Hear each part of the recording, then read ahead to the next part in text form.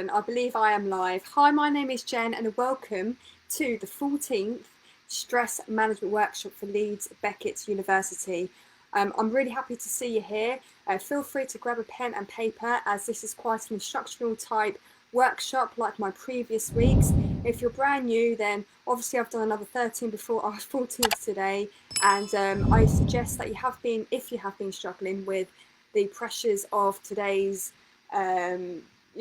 epidemic that we're still going through, then I would suggest that you ping back to the previous weeks, and hopefully there'll be something for you to gain from the half an hour workshops. I always do suggest, I won't go through all of them, but the links are below, but I would always suggest, if you think you have been struggling with the impacts of the pandemic in some way, you felt stressed along the way in any shape or form, because stress, if left unchecked, can actually damage, unfortunately, your mental health and your overall well-being. I've been there before when it comes to stress. I've definitely struggled in my time through running multiple businesses, so I feel I've got something to add if you do feel you are struggling your side. But I always suggest to ping back to week number 1, and that's the Are You Stressed assessment. It's a 25-part questionnaire, and within a few minutes you're going to know where you are roughly with your stress levels. And I always suggest, if you were to complete that assessment, anything over 14 points plus, that's definitely a sign for you to start taking action and start to implement change into your life. Now, it could be in the form of exercise or personal development, or a tool like meditation of some sort. However, with these workshops in previous weeks, I've gone through different types of subjects.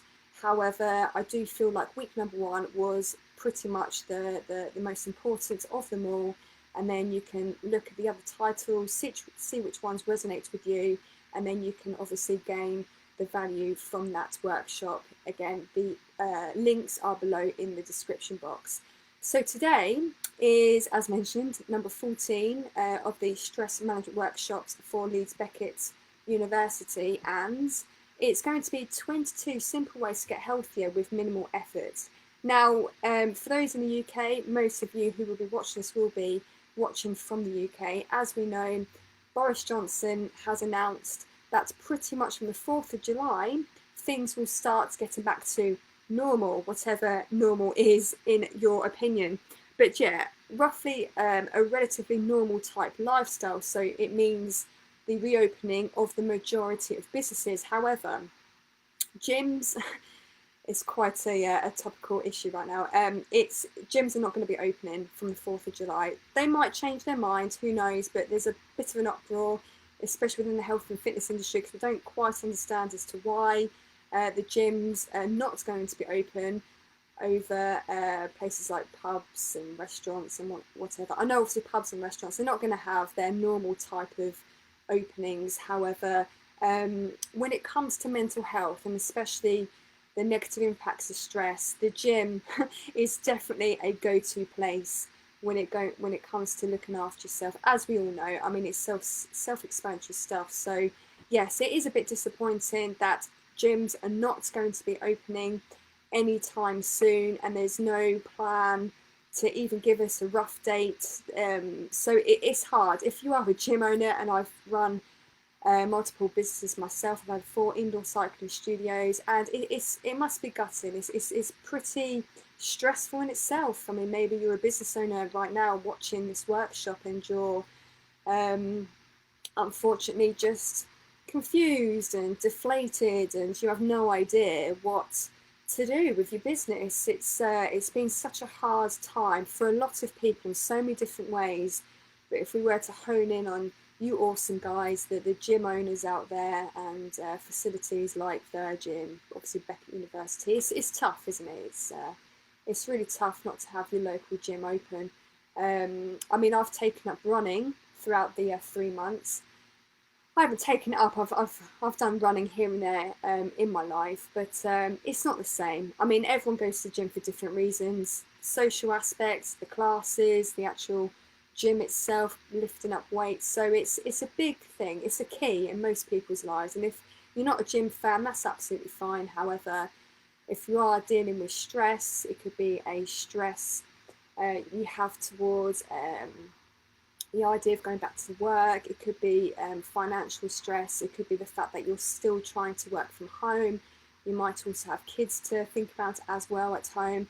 I mean, stress is perceived to many different people in many different ways. So it's not like a one size fits all.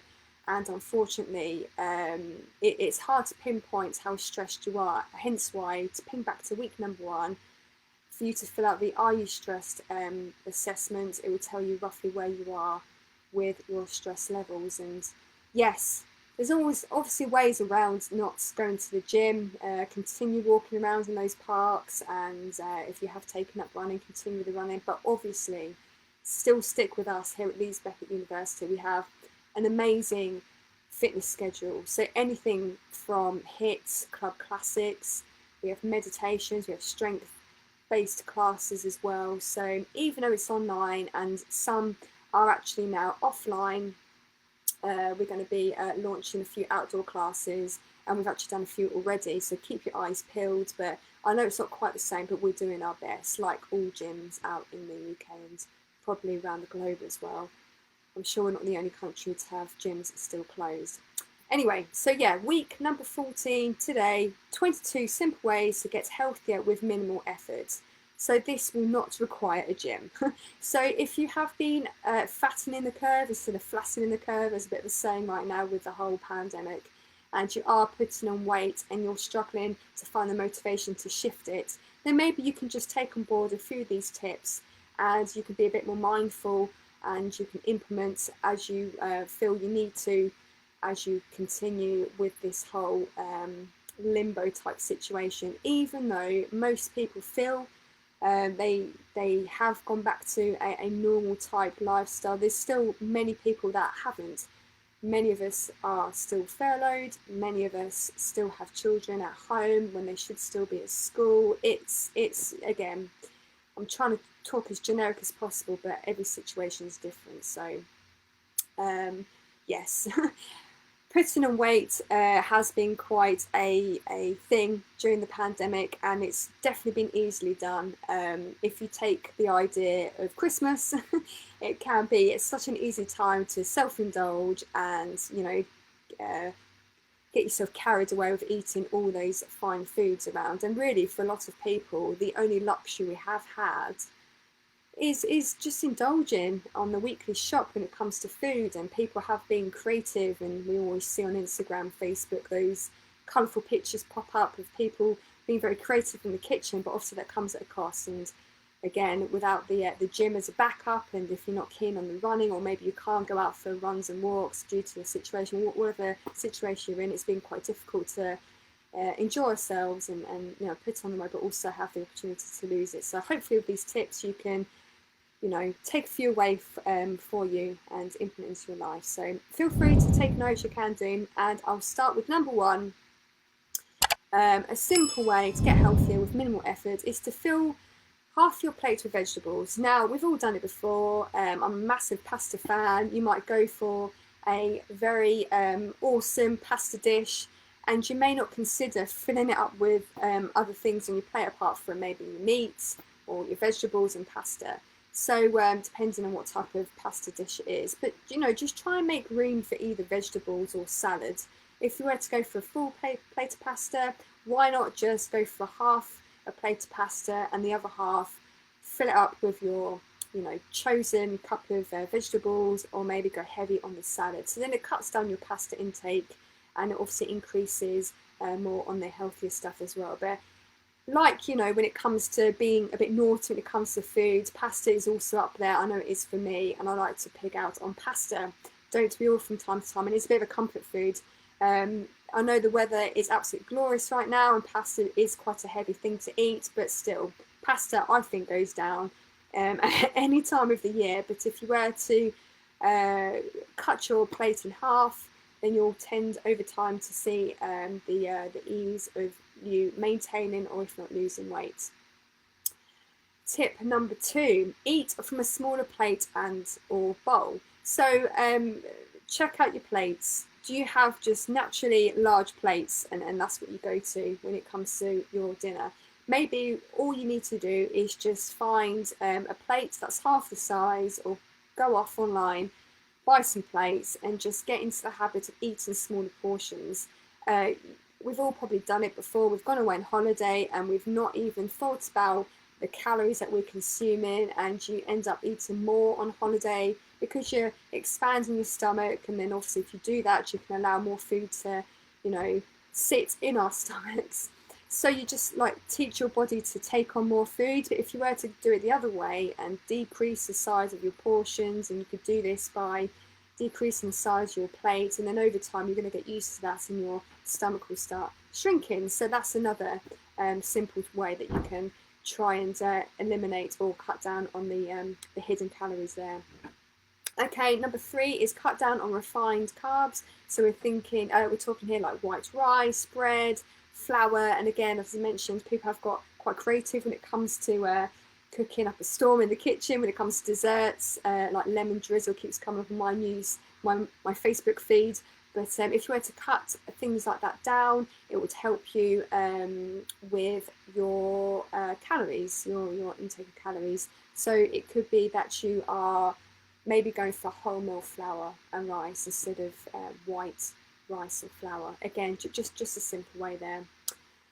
Tip number 4 could be add some fruits to your morning oats. Most people would know that oats are great to start your day because it slowly releases energy throughout the day. So by the time lunchtime comes, you know, you should be then thinking about food. Just whacking some fruit in there as well. And that's another way of improving your chances to either maintain or lose the weight if that's what you're struggling with right now. And it's obviously healthier than putting a spoonful of sugar on it. Number 5, eat fatty fish often. So salmon is obviously a winner. You can get poor salmon, so you obviously choose your salmon wisely. You may not like fish, so you can maybe go for maybe a supplement when we come to eating fish. But salmon is obviously a very good food, good for omega-3 fatty acids. So yeah, definitely try and mix things up. If you always tend to eat meat, why not have a fish diet at least once in the week, as an example. The 6th way could be consider certain supplements. A lot of us are busy. We may not be able to get all that we can from our foods. So it could be an idea that you look out for supplements to help consume what you need when it comes to being fit and healthy. And again, I've just mentioned fish oil supplements. Again, I don't know where you are with your diet, but it can be just a good thing for you to consider. I personally don't take supplements. I do eat well over the recommended dosage when it comes to fruit and veg a day. So, but again, it just depends on you and as a person, your lifestyle, but certain supplements can help there. 7, drinking green tea. Now, I absolutely love my tea, normal classic English breakfast tea, but green tea is definitely something for you to consider. I'm just going to read something out about green tea, which I didn't even know myself, but green tea is one of the healthiest beverages you can drink. It is low in calories and packed with plenty of nutrients and antioxidants. These antioxidants can help your body fight free radicals molecules and have been shown to increase disease. Let me just move my notes. Because I'm downloading on my computer right now, my computer's gone slow, and for some reason it's now not picking up. Sorry. Have been shown to increase disease risk and speed aging. Okay.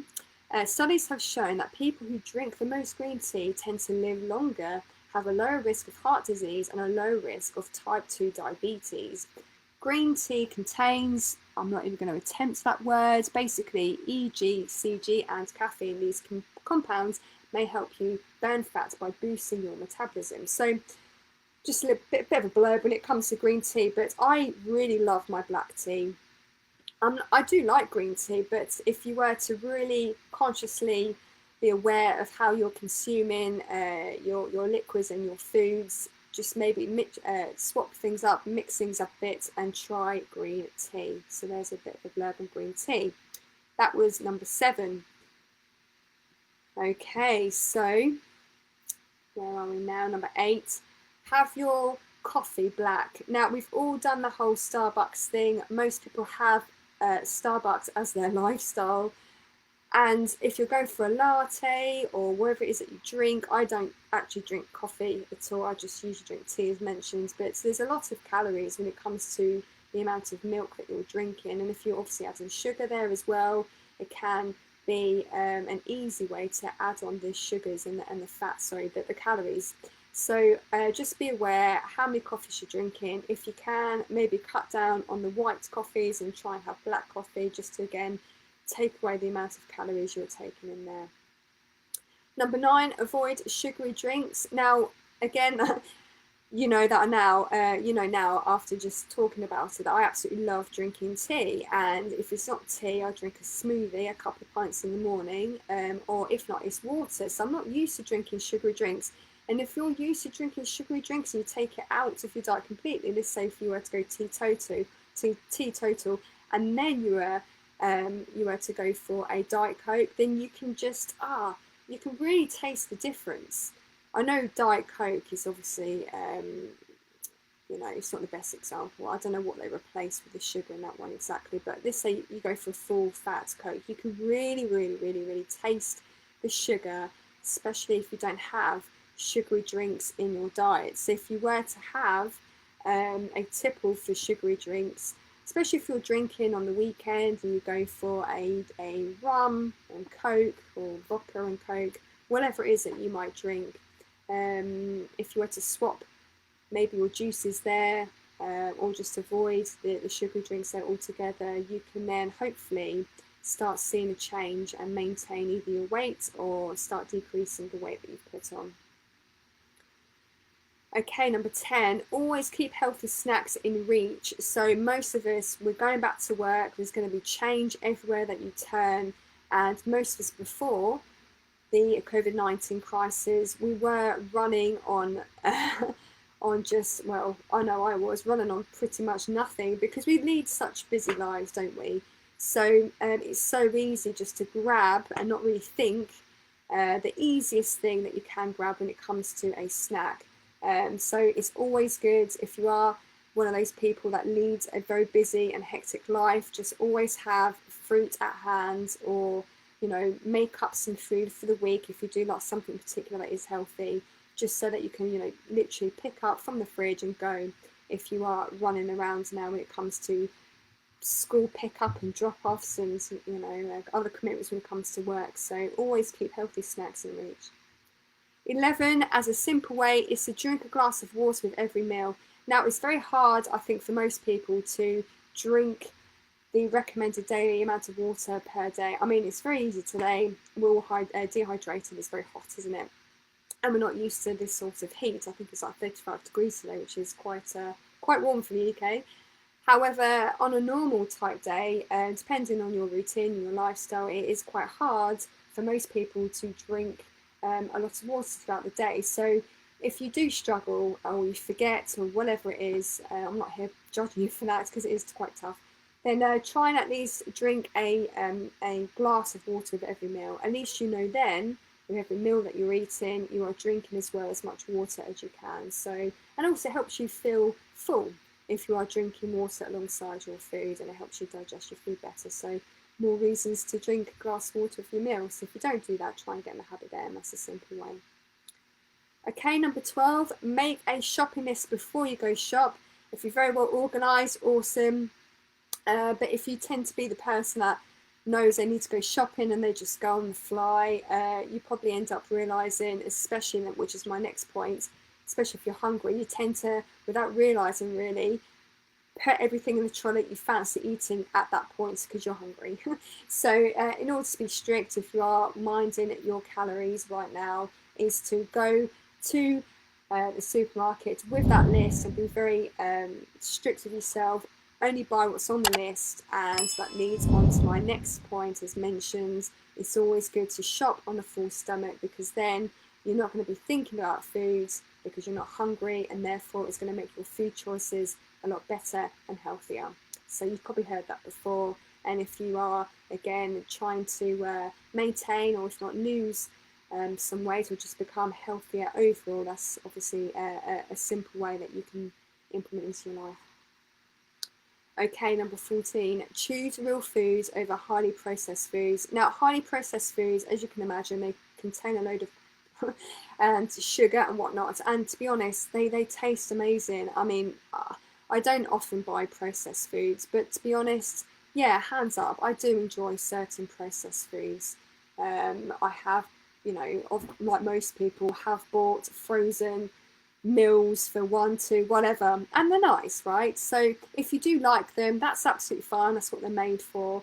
Quick and easy on a Saturday night when you can't be bothered even ordering a takeaway. You just want to stick something in the oven, that's nice. Just try and limit that. And if you are having enough time in the evening, obviously, as always, it's always good to cook with proper food, what Mother Nature intended you to eat. So anything grown from the ground is obviously a winner, instead of going for the industrialized, packaged, frozen foods. Again, this is all self-explanatory stuff, but again, we've been so thrown off track, and it's easily done where we've been putting on weight or healthy habits have gone out the window, and sometimes it's hard to pick up that motivation. But again, with these simple ways that is really easily implemented into your life, you can start seeing results again in the long run if you're finding it hard to bounce back to who you used to be before the pandemic, if you have been struggling with stress and your weight, let's say. Okay, number 15 is practice mindful eating. If you've been into meditation before, you might have picked up a few books, and there have been a few exercises that I've come across in my time about eating. For example, we're going to use this example here, a piece of chocolate, because it's nice, isn't it? Most of us do love chocolate, even though it's not too healthy, and we're talking about trying to lose weight. But mindful eating is about really appreciating something that you just probably didn't know too much. What am I trying to say here? I mean, I don't think you can get the buzz of eating an apple over a chocolate. I mean, there might be people who might disagree, but mindful eating, you're actually encouraged to sit there, eat the chocolate, and really enjoy the process. Like, what senses can you go through when you are eating that piece of chocolate, when you are feeling it on your lips for the first time, and in the tongue, and how it actually melts into your mouth and then down your throat. That's sort of like meditation, that mindful meditation when it comes to eating food. So this is actually a tip. If you've always been the sort of person to sit, quickly eat your dinner, and then jump onto the computer and do work for the evening, this is just another way, an easy way to be mindful with what you're eating. Chocolate is obviously a very easy example because everyone loves chocolate, but next time you go for a healthy meal at dinner time, just try and be mindful. Think about all the tastes and riches of that food that you're consuming, and it's just another way of you really being mindful with what you're putting into your body. It's just a practice, and you'll tend to really appreciate what you're eating as well if you were to do that often. Okay, 16 is eat sitting down. Now, most of us are busy, as mentioned before, even before the pandemic, and we are pretty much on the go, or we're just literally sitting down 5 minutes and rushing our dinner. And it's a shame, really, but it should be an event. Back in the day, I know we used to sit at the family table and eat our dinner, but now we only get the family table out at Christmas. And it's a shame, isn't it? Because our lives are just so different now. But just change that if you want to. Just make it an occasion. Make it 2, 3, 4 times a week where you actually sit down as a family and eat at the table, and just really enjoy the company that you're with. And it's just a nicer way to, again, be mindful of what you're eating. And again, really, most of the interventions when it comes to stress is just being mindful of your current habits.